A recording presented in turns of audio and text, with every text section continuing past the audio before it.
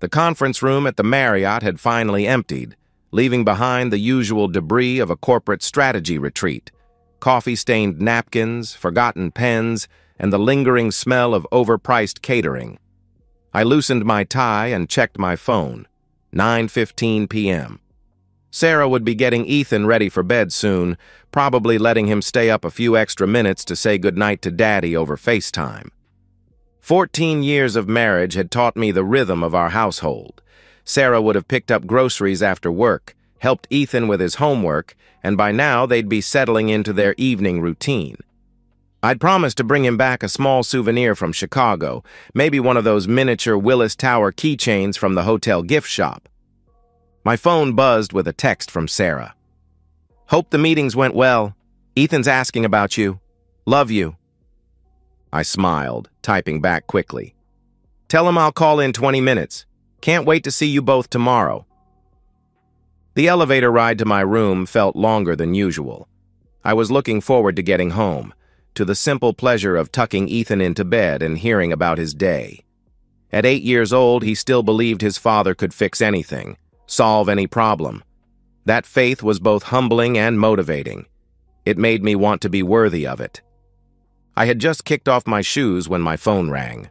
The caller ID showed Jim Morrison, our neighbor across the street, a retired veteran who kept an eye on the neighborhood with the vigilance of a man who'd seen too much chaos in his younger years. "Hello, Jim. Everything okay?" I answered. Jim's voice was shaky, uncertain.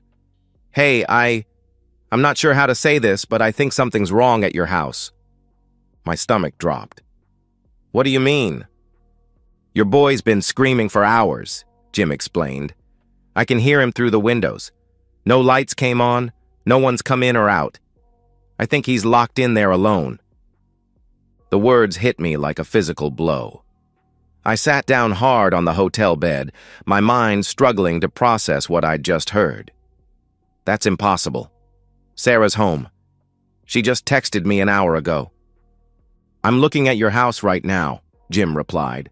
"Her car's not in the driveway, hasn't been since this morning, but I can hear Ethan crying and it's been going on for a long time."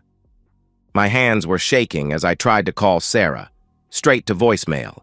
I tried again. Same result. The third time, I didn't even wait for the beep. "Jim, I'm 3 hours out. Can you—" I started. "I already tried knocking," Jim interrupted. "The door's locked and I can't see inside. I didn't want to break in without talking to you first." I was already grabbing my keys, my mind racing. "Break it down.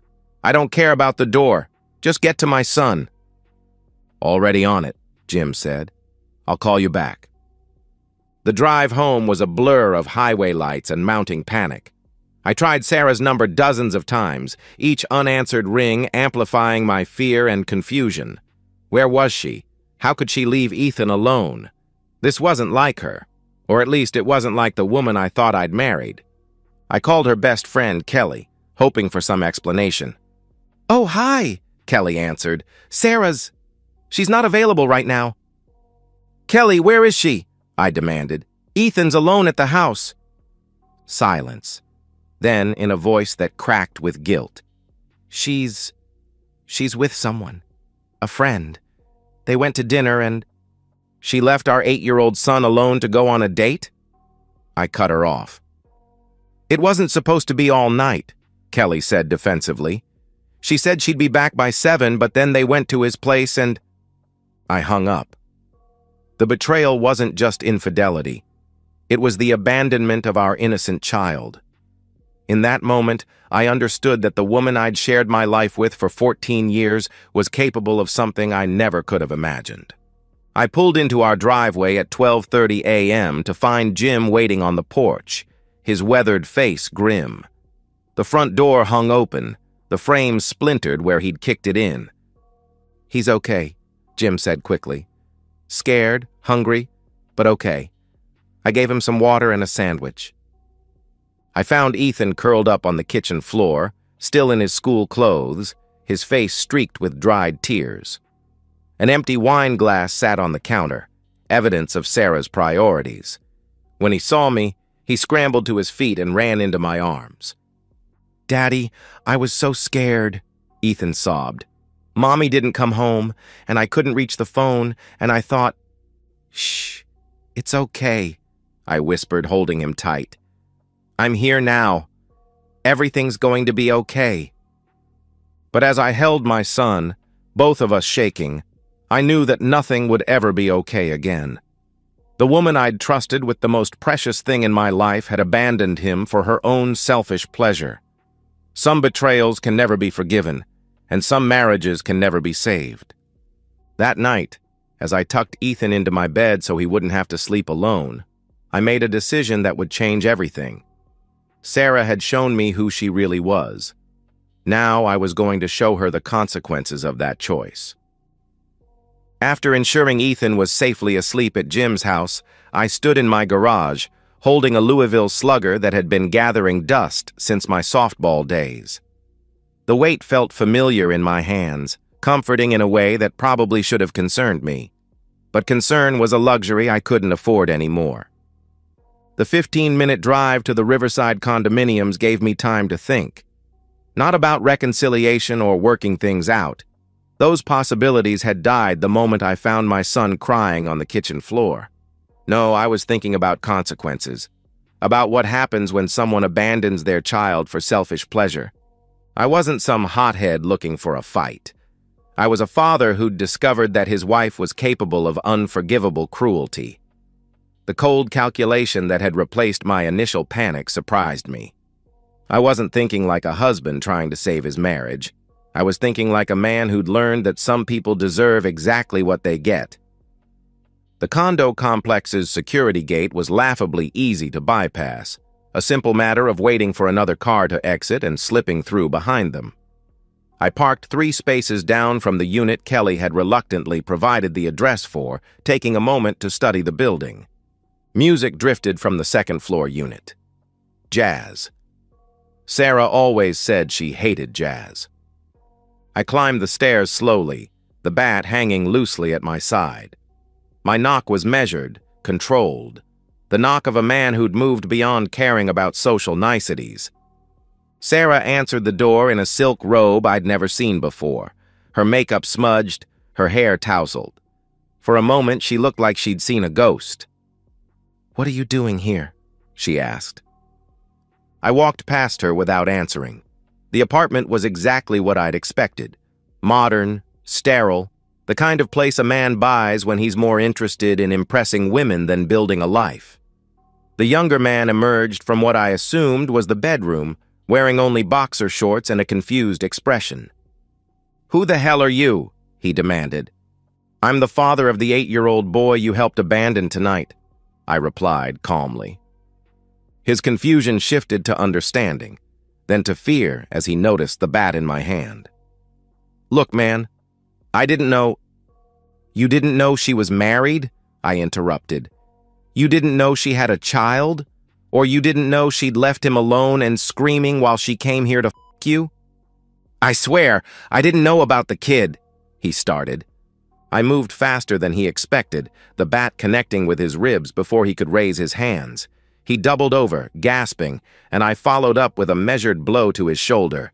Not enough to cause permanent damage, but enough to ensure he'd remember this night for a long time. "Please," he wheezed. "I'm sorry. I'm sorry." "You're sorry you got caught," I said coldly. "There's a difference."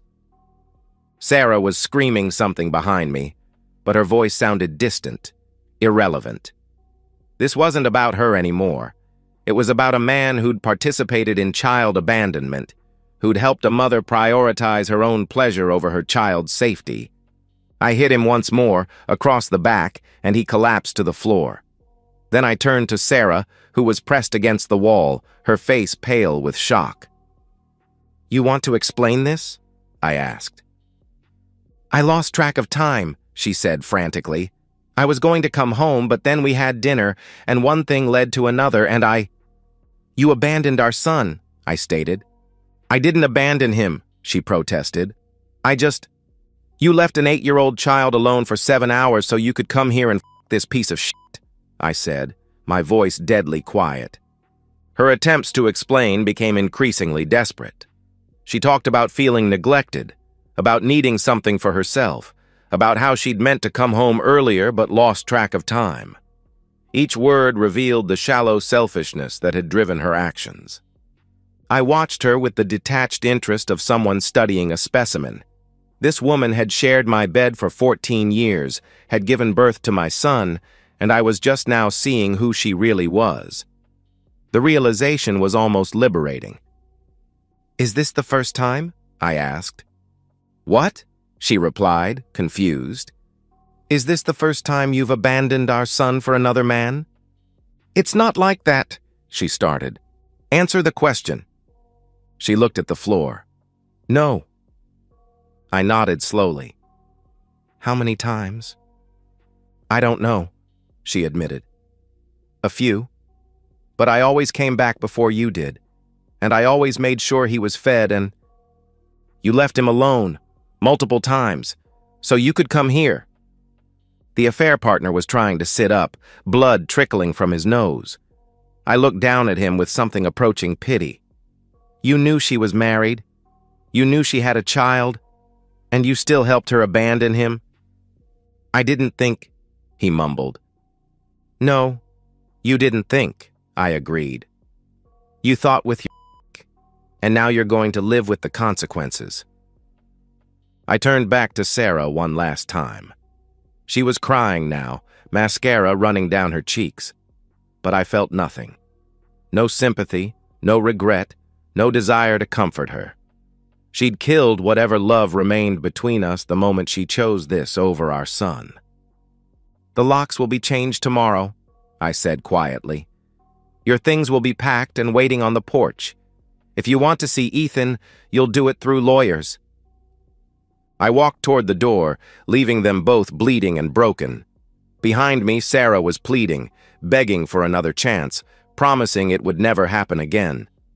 But I was already thinking about the future, about the life Ethan and I would build without her. Some betrayals can't be forgiven. Some marriages can't be saved. And some people deserve exactly what they get. The next morning, I sat in my kitchen with a cup of coffee and a yellow legal pad, approaching the situation with the same methodical precision I'd use for a hostile takeover. The emotional chaos of the previous night had crystallized into something colder, more focused. I wasn't just seeking revenge. I was building a foundation for the life Ethan and I deserved.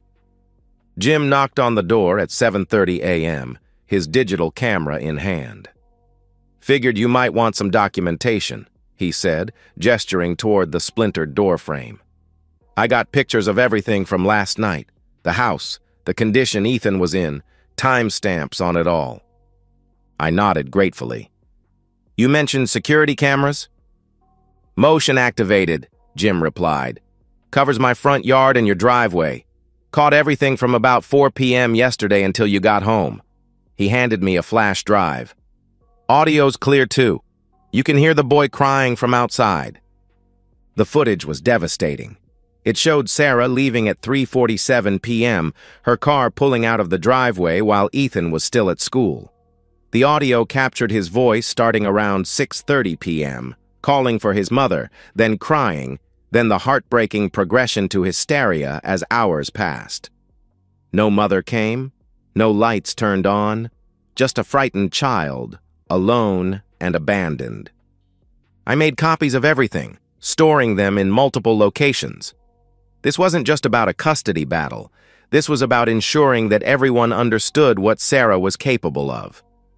My first call was to Dr. Patricia Chen, a child psychologist whom several colleagues had recommended. "I need to establish care for my son immediately," I explained. "There's been a traumatic incident involving abandonment." "Can you bring him in this afternoon?" she asked. "Yes, but I need this documented," I replied. "Official records, professional assessment, the works. This isn't just about helping him heal, it's about protecting him legally."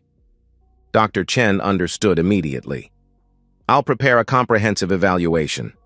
Bring any documentation you have of the incident." The school was my next stop. Principal Martinez listened with growing concern as I explained the situation. "We'll need to update Ethan's emergency contacts immediately," she said. "Sarah is currently listed as primary." "Remove her entirely," I instructed. "I'll provide you with a court order as soon as I have one." "And if she comes to pick him up?" Principal Martinez asked. "She doesn't have that right anymore. I'll have my attorney send you official documentation by this afternoon." The attorney was David Brennan, a family law specialist whose reputation for aggressive representation had earned him both respect and fear in the legal community. His office was downtown, occupying 2 floors of a glass tower that spoke to his success. "Child abandonment is a serious charge," he said after reviewing the evidence. "The documentation you've provided is extremely compelling. Security footage, witness testimony, medical records. This is about as solid as these cases get." "What about custody?" I asked. "With this evidence?" "You'll get sole custody, probably supervised visitation for her. The court doesn't look kindly on parents who abandon their children for affairs."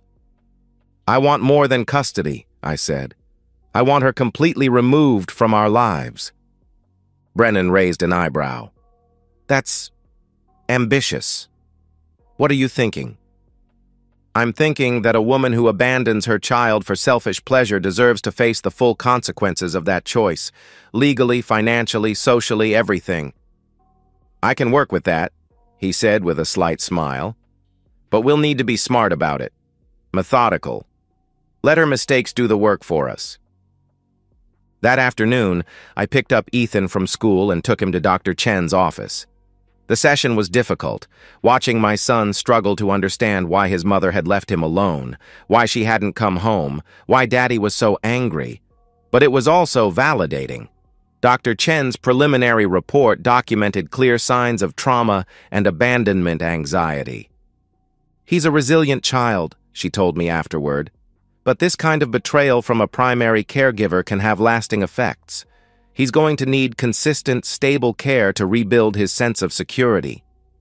"He'll have it," I promised. "Whatever it takes." That evening, I began making phone calls. Not to gossip or seek sympathy, but to ensure that our close friends and family understood what had happened. I started with Sarah's parents, Robert and Margaret, who'd always treated me like a son. "I'm calling to let you know that Sarah and I are getting divorced," I said simply. "She abandoned Ethan for 7 hours to conduct an affair. I have security footage and witness testimony." The silence on the other end was deafening. Finally, Margaret spoke. "She left Ethan alone?"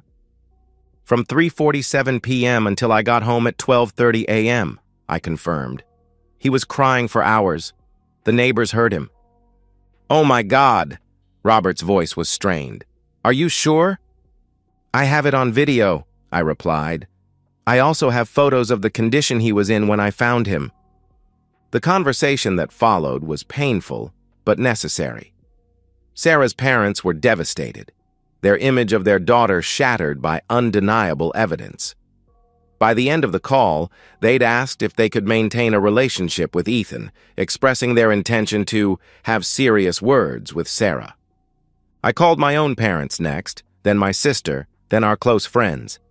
Each conversation was the same, a simple recitation of facts, supported by evidence, followed by shock and support. I wasn't asking people to choose sides, I was simply ensuring they understood the truth. The final call was to Sarah's employer, Global Marketing Solutions. I didn't speak to her directly, but I did have a conversation with her supervisor, Jennifer Walsh, about the reliability of employees who abandon their children. "I'm not asking you to fire her," I said carefully. "I'm simply informing you that she's going through some personal issues that have affected her judgment. Issues involving child abandonment." By the time I tucked Ethan into bed that night, the groundwork was laid. Tomorrow, Sarah would wake up to discover that her world had begun to crumble. But tonight, my son was safe, the truth was documented, and justice was in motion. "Daddy?" Ethan's voice was small in the darkness. "Is Mommy coming back?" I sat on the edge of his bed, choosing my words carefully. Mommy made some very bad choices, buddy. But you're safe now, and that's what matters. Did I do something wrong? He asked. No, son. You did nothing wrong. This is about grown-up problems that have nothing to do with you. As I watched him fall asleep, I felt a cold satisfaction settling over me. Sarah's actions had given me something I'd never expected: complete moral authority. She'd handed me every tool I needed to rebuild our lives without her interference. Tomorrow, the real work would begin. The first domino fell at 8:15 a.m. when Jennifer Walsh called Sarah into her office. I learned about it later from Jennifer herself, who'd become unexpectedly cooperative after our conversation about employee reliability issues. Sarah seemed confused at first, Jennifer told me during our follow-up call. She kept asking what this was about, like she genuinely didn't understand why abandoning her child might be relevant to her employment. Global Marketing Solutions prided itself on being a family-friendly company. Their marketing materials featured smiling parents and happy children. Their corporate values emphasized integrity and responsibility. Having an employee who abandoned her child for an affair was a public relations nightmare waiting to happen. We can't terminate her for personal issues, Jennifer continued, but we can certainly make her position here uncomfortable. Project reassignments, reduced responsibilities, isolation from client-facing roles. She'll get the message. The second domino fell at Ethan's school, where word traveled quickly through the tight-knit community of parents. I hadn't gossiped. I'd simply provided factual information to people who needed to know. But the truth has a way of spreading, especially when it's supported by evidence. Margaret Chen, the PTA president, called me directly. "We've removed Sarah from all volunteer committees," she said.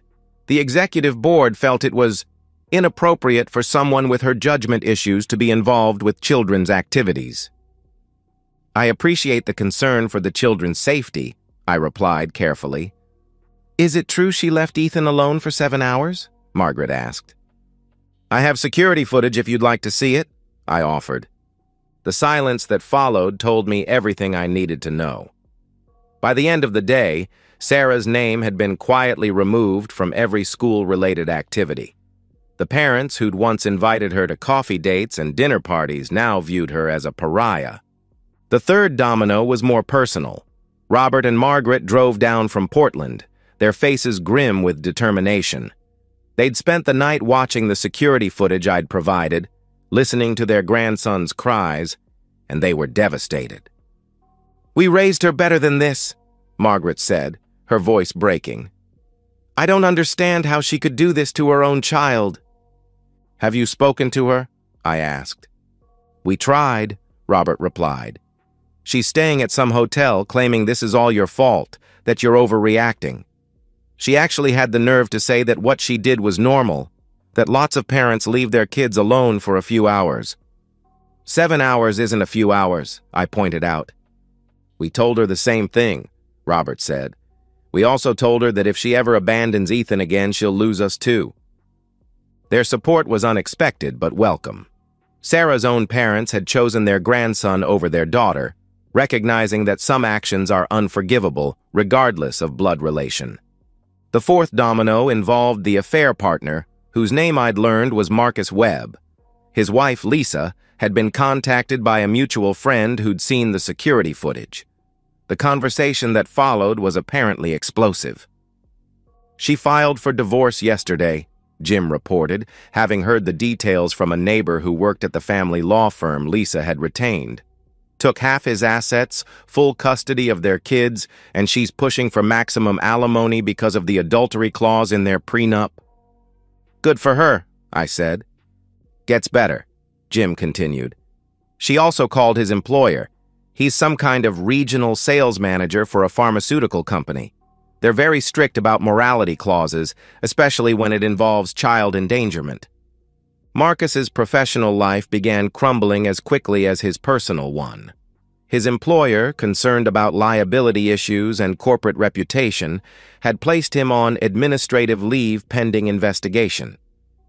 In the pharmaceutical industry, where trust and reliability were paramount, being associated with child abandonment was career suicide. The fifth domino was Sarah's social circle, which collapsed with surprising speed. Her friends, many of whom were mothers themselves, couldn't reconcile the woman they knew with someone who would abandon her child for an affair. The security footage, which I'd shared selectively and strategically, was damning beyond dispute. "Kelly called me," Margaret mentioned during one of our updates. "She's horrified. She said if she'd known Sarah was planning to be gone all night, she never would have covered for her." "What did you tell her?" I asked. "That enabling child abandonment makes her complicit," Margaret replied. "She's pretty shaken up about it." The sixth domino was the most satisfying: Sarah's desperate attempts to control the narrative. She'd begun calling our mutual friends, trying to explain her actions, but her explanations only made things worse. Every conversation revealed the shallow selfishness that had driven her choices. "She actually told the Hendersons that she deserved some happiness," Jim reported after running into Sarah at the grocery store. "Can you believe that? She's trying to make herself the victim in this."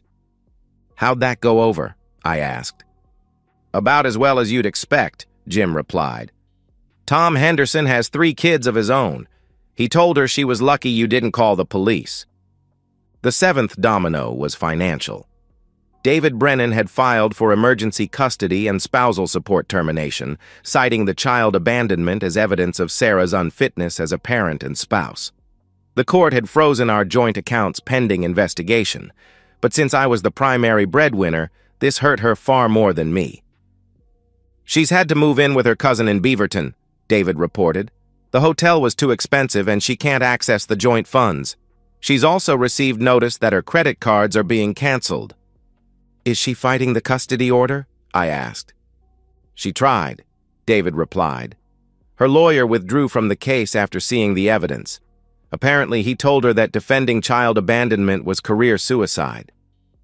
The eighth domino was the most personal: Sarah's attempt to see Ethan. She'd shown up at his school, demanding to pick him up, only to be turned away by security. Principal Martinez had called me immediately.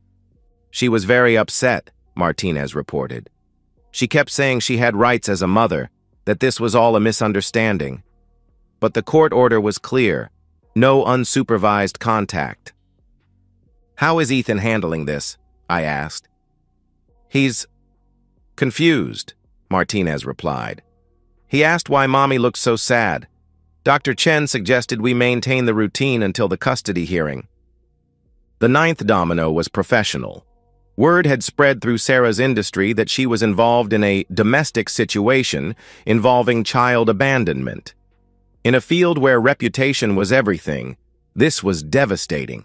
2 clients had already requested different account managers, and others were likely to follow. "She's essentially unemployable in her current position," Jennifer confirmed. "We're going to offer her a severance package to leave quietly. It's better for everyone involved." The 10th and final domino was the most devastating: Sarah's complete social isolation. She'd been removed from social media groups, disinvited from events, and ostracized by the community that had once welcomed her. The woman who'd once been involved in every school function and neighborhood gathering had become persona non grata. "She called me yesterday," Margaret said quietly. "She was crying, begging me to talk to you, to ask you to call off the dogs. She said her life was being ruined." "What did you tell her?" I asked. "That she ruined her own life the moment she abandoned her grandson," Margaret replied. "That actions have consequences, and she's finally facing them." 2 weeks after that devastating phone call, Sarah's world had completely collapsed. She'd lost her job, her home, her friends, and her reputation. The affair partner had fled town to escape his own consequences. And through it all, I'd done nothing but tell the truth. The beauty of it was that I hadn't destroyed her. She'd destroyed herself. I'd simply ensured that everyone knew what she was capable of. The rest was just the natural consequence of her choices. That evening, as I watched Ethan play in the backyard, I felt a deep satisfaction. Justice had been served, not through violence or revenge, but through the simple power of truth. Sarah had shown everyone who she really was, and they'd responded accordingly. Some betrayals can't be forgiven. Some people can't be redeemed. And sometimes, the best revenge is simply stepping back and letting someone face the consequences of their own actions. 1 year later, I sat in the same chair where I'd made those first phone calls, but everything had changed. The house was brighter somehow, filled with the laughter of a child who'd learned that his father's love was unconditional and protective. Ethan had grown into a confident, secure 8-year-old who understood that some people weren't worthy of trust, but that didn't mean the world was unsafe. The divorce had been finalized 6 months ago. David Brennan had been right. The documented evidence of child abandonment made the legal proceedings straightforward. I'd received sole custody with Sarah, granted minimal supervised visitation every other weekend. She'd used it exactly 3 times. The most unexpected validation came from a phone call I received last month. Robert and Margaret had contacted me after cutting all ties with Sarah, unable to reconcile with a daughter who could abandon her own child. "We've been thinking," Robert said during our brief conversation. "We know this might be awkward, but we'd like to maintain a relationship with Ethan. We're his grandparents, and what Sarah did, it doesn't change how we feel about him." "Of course," I'd replied. "He needs all the love he can get." Their support had provided a validation that transcended legal victory. Even Sarah's own parents had recognized that some actions are unforgivable, that blood doesn't excuse the inexcusable. Sarah's complete downfall had been more thorough than I'd imagined possible. She'd lost her job at Global Marketing Solutions, accepting a severance package to leave quietly. Her attempts to find similar work had been unsuccessful. Word travels fast in professional circles, and abandoned child for affair isn't the kind of reference that opens doors. She'd moved to Seattle, I'd heard, living in a studio apartment and working retail. The woman who'd once coordinated charity galas and hosted dinner parties was now folding clothes at a department store. Her social media presence had vanished, her old friends had moved on, and the life she'd built over 14 years had crumbled to dust. Marcus Webb had fared even worse. His wife's divorce had been brutal, taking half his assets and full custody of their children. His employer had terminated him for cause, making him ineligible for unemployment benefits. Last I'd heard, he'd left Oregon entirely, presumably to start over somewhere his reputation couldn't follow him. The affair partner who'd helped a mother abandon her child had discovered that actions have permanent consequences. His moment of selfish pleasure had cost him his marriage, his children, his career, and his future. Like Sarah, he'd learned that some choices can't be undone. The most satisfying part wasn't their suffering. It was the life Ethan and I had built in the aftermath. Dr. Chen had been right about his resilience. With consistent care, stable routines, and the security of knowing he was protected, he'd flourished. The frightened child I'd found on the kitchen floor had become a confident boy who trusted that his father would always be there. I'd started dating again, not from loneliness but from a place of emotional health. Jennifer Walsh had introduced me to her sister, a pediatric nurse named Rachel, who understood the importance of putting children first. We'd been seeing each other for 3 months, and Ethan adored her. "She's nice," he'd told me after our first family dinner, "and she doesn't leave." That simple observation had captured everything. Rachel didn't leave. She showed up when she said she would, kept her promises, and treated Ethan with the respect and care he deserved. She was everything Sarah hadn't been: reliable, honest, and genuinely committed to the people she claimed to love. The legal system had done its job, but the real victory was psychological. Ethan had learned that his father would protect him, that some people weren't worthy of trust, and that actions had consequences. These were hard lessons for a child, but they were also valuable ones.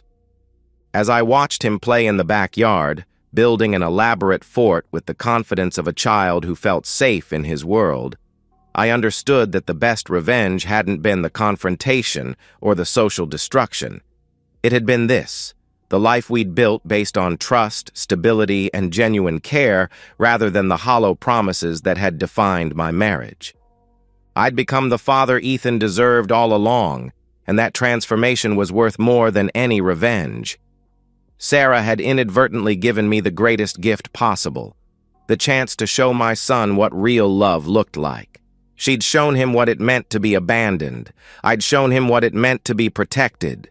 The woman who'd once shared my bed and my name had become irrelevant to our lives. She'd chosen momentary pleasure over permanent love, and now she was living with the consequences of that choice.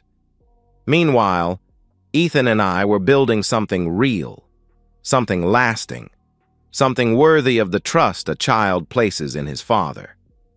Some betrayals can't be forgiven, but they can be transcended. Some people can't be redeemed, but they can be replaced. And sometimes, the best revenge is simply living well, loving deeply, and protecting what matters most. The phone call that had shattered everything had also revealed everything. Now I knew exactly what I was fighting for, and exactly what I was fighting against.